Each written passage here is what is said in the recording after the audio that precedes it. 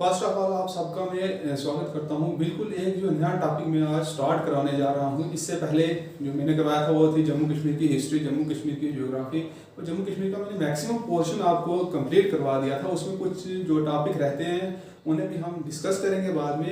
आज जो मैं आपको टॉपिक करवाने जा रहा हूँ वो है इंडियन हिस्ट्री। इंडियन हिस्ट्री में स्टार्ट करवाने जा रहा हूँ और इंडियन हिस्ट्री में स्टार्ट करवाने जा रहा हूँ एडवेंट ऑफ द यूरोपियन से, जब यूरोपियंस पावर इंडिया में आई। और ये वीडियो आप सबके लिए बहुत इंपॉर्टेंट होने वाली है।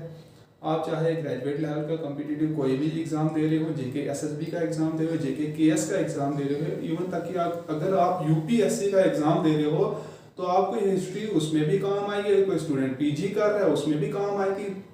11th-12th के स्टूडेंट हैं, जो हिस्ट्री के स्टूडेंट्स हैं, आप सब के लिए वीडियो जो है ये बड़ी इंपॉर्टेंट होने जा रही है।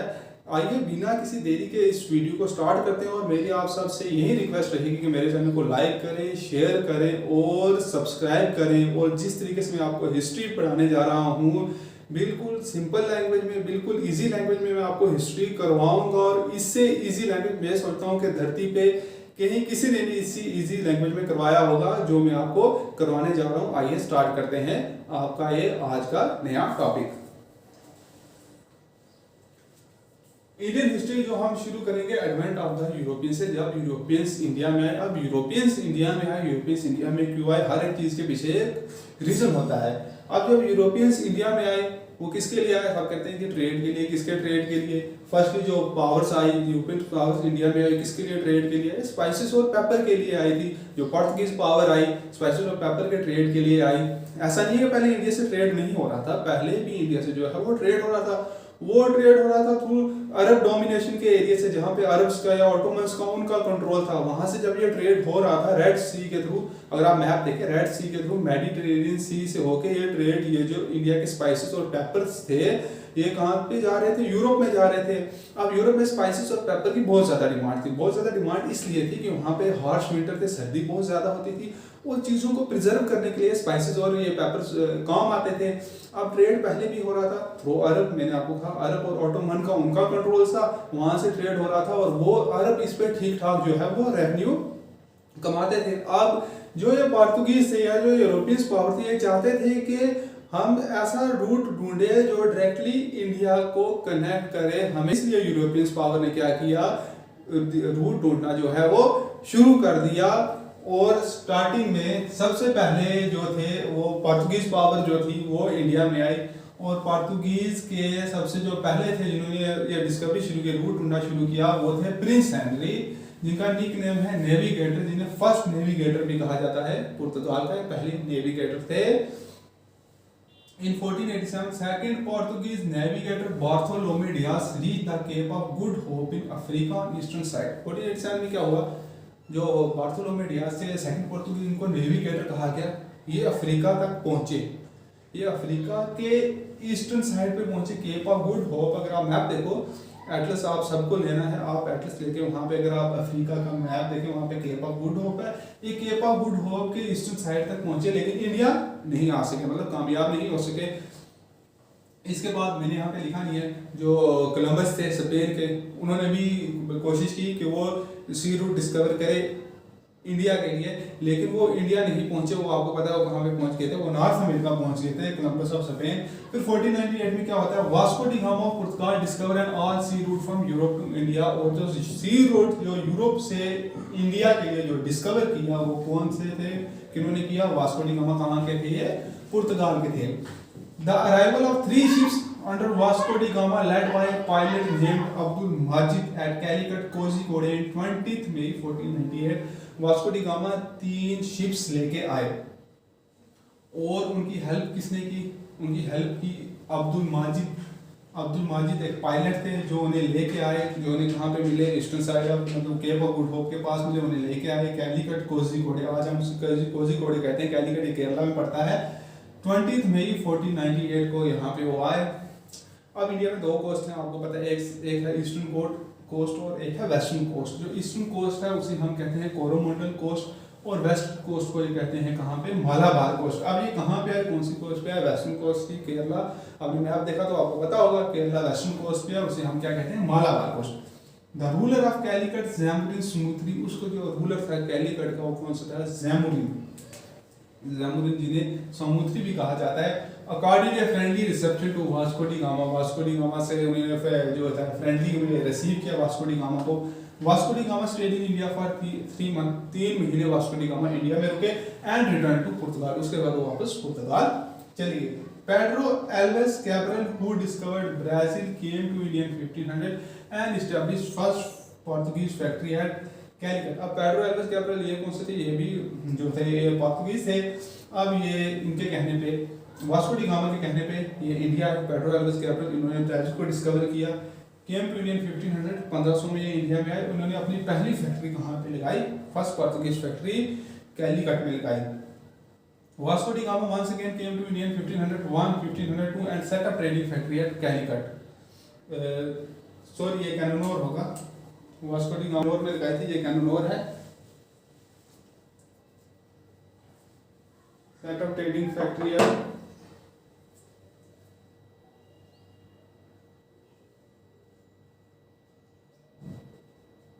Trading factory Vasco da gamma ने कहाँ पे लगाई थी, कैनोनोर में लगाई थी। और कैलिकट, कैनोनोर और कोचीन जो थे ये इंपॉर्टेंट ट्रेडिंग सेंटर बन गए थे किसके, पोर्तुगीज के।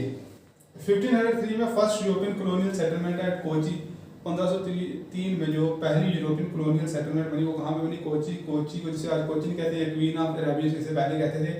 Due to naval security they develop toll system, अब इनके पास नेवल सिक्योरिटी थी, नेवल पावर थी, इन्होंने टोल सिस्टम डेवलप शुरू कर दिया। दो किस्म के इन्होंने टोल सिस्टम शुरू किया, एक तो विक्टोरिया जिन्होंने शुरू किया, जिन्हें कहते हैं हम पार्किंग टिकट। पार्किंग टिकट क्या होता है, अनफोर्टिफाइड इन्होंने ट्रेडिंग पोस्ट लगा दी, कहाँ पे, स्ट्रेटेजिक जो स्ट्रेटेजिक लोकेशन थी उन पे इन्होंने ट्रेडिंग पोस्ट लगा दी। और दूसरा है कार्टेज सिस्टम, वो हम अभी डिस्कस करेंगे वो भी। अब जैसे मैं बात कर रहा था पोर्तुगीज पास नेवल सुपरियॉरिटी थी, इसलिए तो उन्होंने क्या कर दिया, टोल सिस्टम शुरू कर दिया। पहले मैंने आपको पढ़ाया कि उन्होंने विक्टोरियास जो था पार्किंग टिकट देना शुरू कर दी शिप्स को, जो शिप्स वहाँ पे पार्क होती थी उनसे वो पार्किंग टिकट उनको देते थे, उनसे मतलब रेवेन्यू या पैसा वगैरह लेते थे। और दूसरा सिस्टम उन्होंने शुरू किया कार्टेज सिस्टम, ये शिप्स को पास इशू करते थे, जैसे टोल होता है, टोल की तरह शिप्स को क्या करते थे, पास इशू करते थे। अगर किसी की शिप के पास टोल वगैरह नहीं होता था तो उसका शिप का सामान वगैरह जो सारा ये जब्त कर लिया करते थे। और अरेबियन सी को क्या कहा जाने लगा, known as Portuguese lake. Portuguese lake इसलिए कहा जाने लगा कि पोर्तुगीज के पास नेवल सुपरियॉरिटी थी, नेवल पावर थी।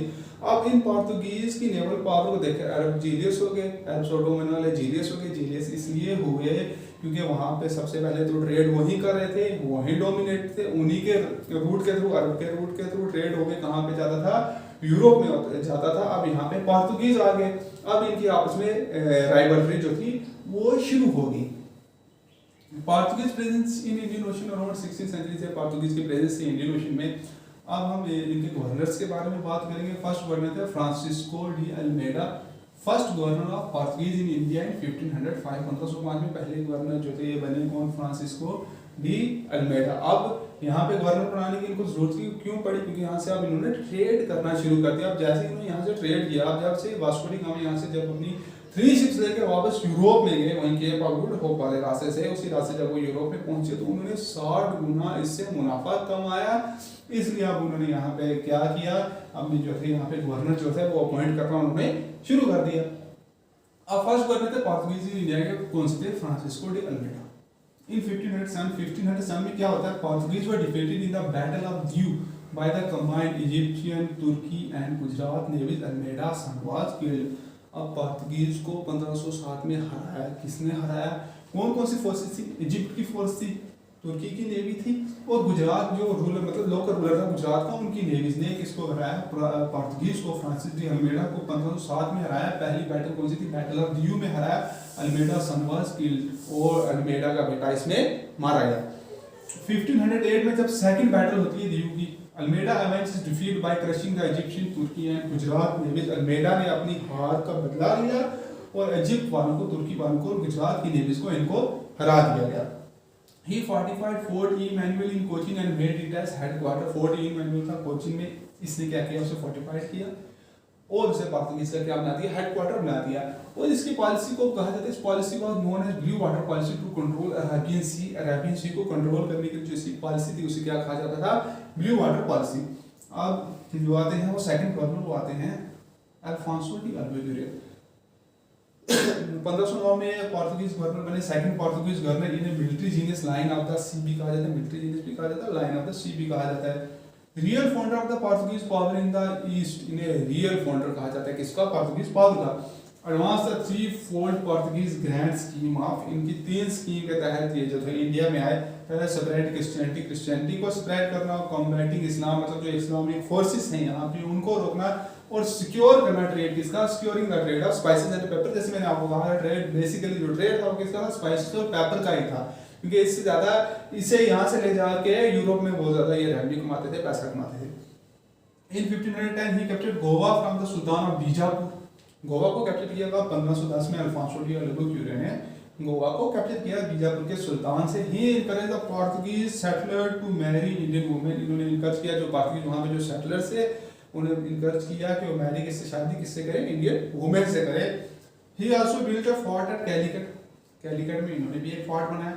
ही was the first to abolish the practice of sati. बहुत इंपॉर्टेंट बात है, पहले ये थे कौन, अल्फांसो डी अल्बुक्यूरे, जिन्होंने प्रैक्टिस ऑफ सती को वहां पे क्या किया, अबॉलिश किया। ही डाइड इन 1515 इनके डेथ होगी। इन्होंने क्या इंट्रोड्यूस किया था, न्यू क्रॉप्स इन्होंने इंट्रोड्यूस किए थे, कौन कौन से, तंबाकू और कैशियो नट्स। जो थर्ड गवर्नर है पोर्तुगीज के वो है नीनू दा पूना। इन्होंने कब बने governor, assume the office of the Portuguese governor in 1529 में गवर्नर बनते हैं। He shifted headquarter from Cochin to Goa. Cochin से हेडक्वार्टर कहां पे शिफ्ट करते हैं, गोवा में शिफ्ट करते हैं 1530 में, ठीक है। एक्वायर्ड दीव इन 1535 में दीव को एक्वायर कर लेते हैं। He captured the island of Bassein in 1534। 1534 में आइसलैंड है बेसिन का, ये कैप्चर कर लेते हैं किससे, ruler of Gujarat, Bahadur Shah ruler of Gujarat, उससे ये कैप्चर कर लेते हैं island of Bassein. In Bengal headquarter was made in Hooghly. Bengal में हेडक्वार्टर कहाँ पे बनाते हैं, हुगली में बनाते हैं। नंबर 4 पे आते हैं मार्टिन अल्फांसो डिसूजा 1542 में। During his time, Saint Francisco Xavier came to India and first Christian missionary landed in Goa।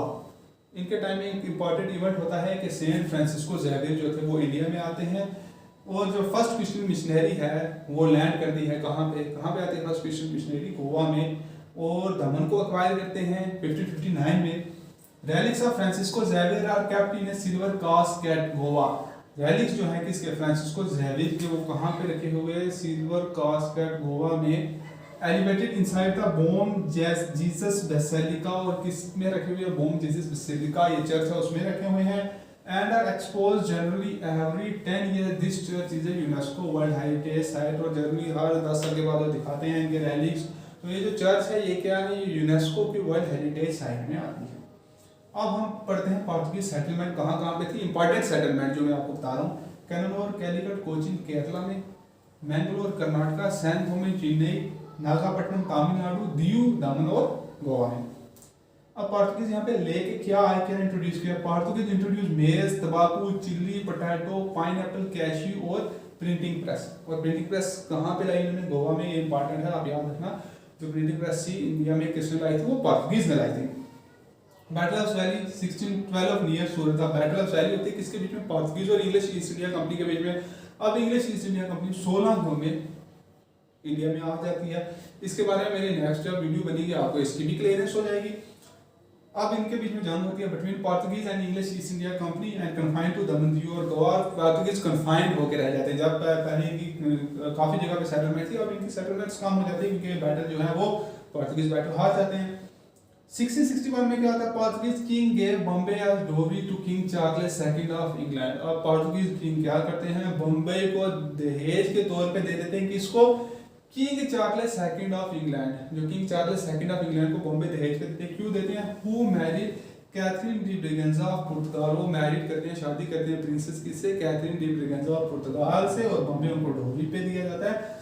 Left India in 1961, और इंडिया को छोड़ के एक आप चले जाते हैं, इंडिया को छोड़ के 1961 में चले जाते हैं। जितना भी मैंने आपको पढ़ाया है ये सब आप अपनी नोटबुक पे या इसके आप नोट्स बना के अपने पास आप रख लें।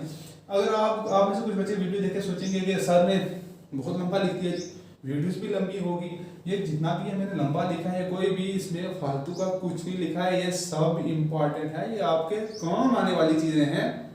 आप इससे फायदा लें, फ्री में आपको एजुकेशन मिलनी है, आप इससे फायदा लें, इनको लिख लें। जितना भी मैंने आपको नोट डाउन कराया है ये सारा आप लिख लें। दिन पर हम वैसे भी क्या कहते हैं वीडियोस वगैरह देखते रहते हैं, ऐसी वीडियो जो फ्री की वीडियोस मतलब जिनका कोई बेनिफिट नहीं होता, आप उससे अच्छा है इस वीडियो पे टाइम दें। अगर आपको ये समझ नहीं आ रही है, आप बार बार इस वीडियो को देखें, मैंने बिल्कुल इजी लैंग्वेज में आपको बताया है, आपको ये जरूर समझ में आएगी। आप